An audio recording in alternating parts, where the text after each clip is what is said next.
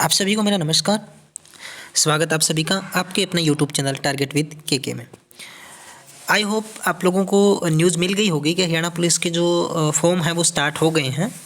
तो हरियाणा पुलिस के लिए जो आवेदन मांगे गए हैं उसमें जो एग्ज़ाम डेट है, एग्ज़ाम से संबंधित जानकारी है और पूरी इससे संबंधित हरियाणा पुलिस के लिए किस प्रकार से आवेदन मांगे गए हैं, क्या इसमें क्वालिफिकेशन रहने वाली है, तो तमाम जो पूरी डिटेल है वो इसकी जो सारी की सारी जो है अपडेट है वो आ चुकी है।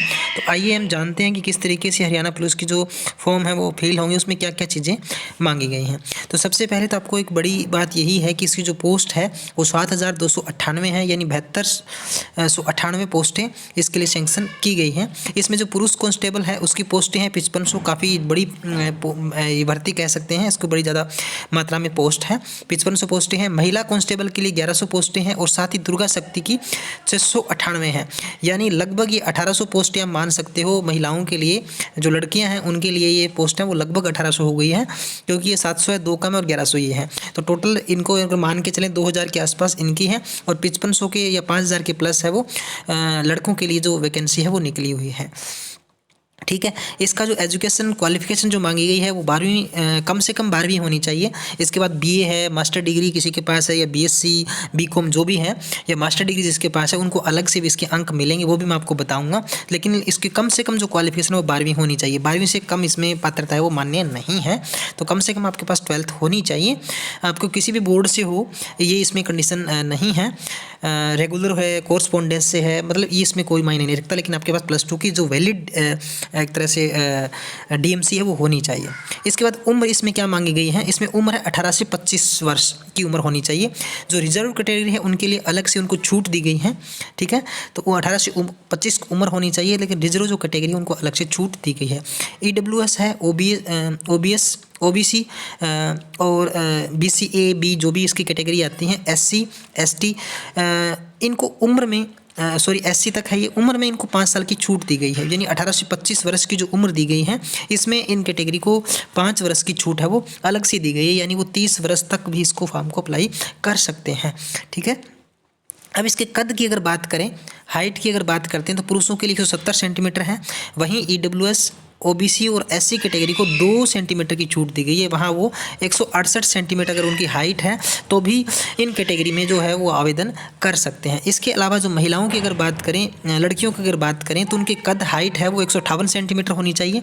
वहीं जो रिजर्व ये कैटेगरी है ईडब्ल्यूएस ओबीसी और एससी, इनको 2 सेंटीमीटर की छूट अलग से दी गई है।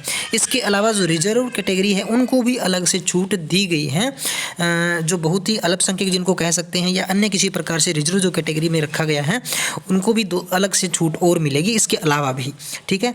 और पहले जो हरियाणा पुलिस के एग्ज़ाम है वो उसमें 30 साल की उम्र नहीं थी, लेकिन अब 30 साल की उम्र तक भी आवेदन कर सकते हैं छूट के आधार पर। ठीक है। अब इसमें जो क्वालिफिकेशन रहती है वो रेस की भी रहती है। ठीक है। एग्ज़ाम तो इसमें होगा ही होगा, लेकिन फिजिकल जो एक तरह से क्राइटेरिया है वो भी इसमें मायने रखता है। तो पुरुषों के लिए जो रेस है वो 2.5 किलोमीटर है, 2.5 किलोमीटर है, 12 मिनट में उनको क्लियर करना पड़ेगा। 12 मिनट में 2.5 किलोमीटर की रेस है वो रह जाएगी। और महिलाओं को 1 किलोमीटर की रेस है वो 6 मिनट में करनी पड़ेगी। ठीक है। तो काफ़ी अच्छा इसमें दिया गया है। और एक्स सर्विसमैन के लिए तो ये सिर्फ मात्र एक प्रकार से औपचारिकता है। 1 किलोमीटर इन 5 मिनट में उनको 1 किलोमीटर की जो रेस है वो की गई है। ठीक है। तो उनके एक्स सर्विसमैन के कोटे के आधार पर भी उनकी मतलब एक तरह से उम्र के हिसाब से भी उनको ये कह सकते हैं, क्योंकि जो सर्विस में करके आता है तो उनकी उम्र भी थोड़ी ज़्यादा हो जाती है, तो उनके लिए थोड़ी सी ये अलग रखा गया है। इसके अलावा अगर बात करें हम अतिरिक्त मार्क्स की, ठीक है, अभी एक्स्ट्रा जो अंक मिलेंगे, जो एक तो फिजिकल इसके हो गए, ठीक है, दूसरा जो एग्ज़ाम हो गया उनका भी है। अगर इसके अलावा भी अगर अतिरिक्त जो नंबर मिलेंगे उनकी बात करें तो ग्रेजुएशन के आपको 4 नंबर मिलेंगे। देखिए आपके पास +2 होनी चाहिए, +2 के बाद आपके ग्रेजुएशन जो भी बैचलर डिग्री है उसके आपको 4 अंक और मिलेंगे। ठीक है। तो ये एक बैचलर वालों को फ़ायदा है, जो एक तो 12th पे ये एग्ज़ाम दे रहे हैं या इस भर्ती में शामिल हो रहे हैं। एक जो बीए या बीएससी या बीकॉम बीटेक वाले हैं, जो बैचलर डिग्री वाले हैं, उनको कितने मिलेंगे, 4 और जुड़ जाएंगे उसके अलावा। इसके अलावा जो पोस्ट ग्रेजुएशन है, यानी जो मास्टर डिग्री वाले हैं, एमए है, एमटेक है, एमबीए है, एमएससी है, जो भी है मास्टर डिग्री वाले, तो उनको 3 नंबर और मिल जाएंगे। ठीक है। तो उनके 3 नंबर उनको जुड़ेंगे। ठीक है। तो 4 उनके ग्रेजुएशन के हो जाएंगे, 3 नंबर प्लस उनको इसके मिल जाएंगे पोस्ट ग्रेजुएशन के। ठीक है। घर में जॉब अगर कोई नहीं करता, कोई भी घर में मेंबर जॉब गवर्नमेंट जॉब में नहीं है, तो उनको 5 नंबर एक्स्ट्रा मिलेंगे। तो ये तो हरियाणा सरकार ने बहुत पहले से ही सभी के लिए है ये तो जिसके घर में कोई जॉब नहीं है, सरकारी नौकरी में कोई नहीं है जिसके घर में, उनको 5 नंबर एक्स्ट्रा मिलेंगे। इसके लिए वो शायद एक सर्टिफिकेट एफिडेविट भी आपसे लेंगे, शपथ पत्र जिनको बोलते हैं वो भी आपसे ले लेते हैं। इसके अलावा ये और एक दिया गया है, जिनके फादर मदर दोनों नहीं हैं, फादर मदर लेस अगर कोई बच्चा है तो अनाथ कह सकते हैं उसको, लेकिन अनाथ हम नहीं कह सकते। तो यहाँ पे कंडीशन दी गई, जिनके फादर मदर दोनों नहीं, उनको 5 नंबर की और छूट दी गई है, ठीक है, उसके आधार पे। तो ये बड़ी बात है।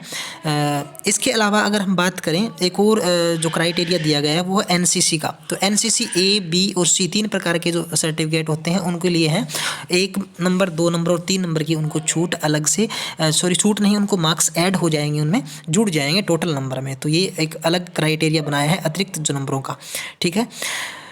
इसके अलावा एग्ज़ाम की अगर बात करें हम, तो एग्ज़ाम होगा आपका 27 और 28 मार्च को 2021 को, यानी बिल्कुल लगभग आपके 2 महीने मान लीजिए, 2 से 2.5 महीने का जो टाइम है, ठीक है, लगभग 60 इसको कुल मिलाकर के अगर, क्योंकि अभी लगभग अगले महीने में या फरवरी की, तो बिल्कुल छोटा सा मंथ इसको कह ले सकते हैं, और हाफ जनवरी चला ही गया है, तो मार्च में एग्ज़ाम है ही है।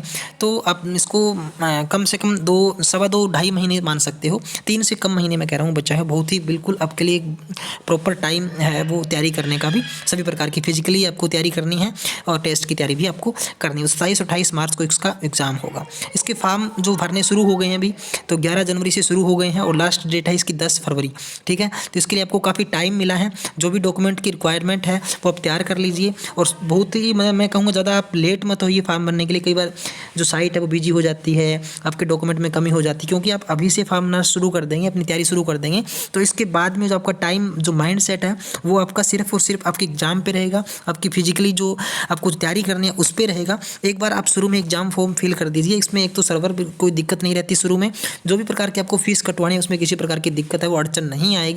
हो सकता है बाद में साइट ना चले, कुछ और बहुत सारी प्रॉब्लम होती है नेटवर्क की, कुछ भी हो सकता है, कोई डॉक्यूमेंट में कमी हो तो आप इससे पहले करवा सकते हो।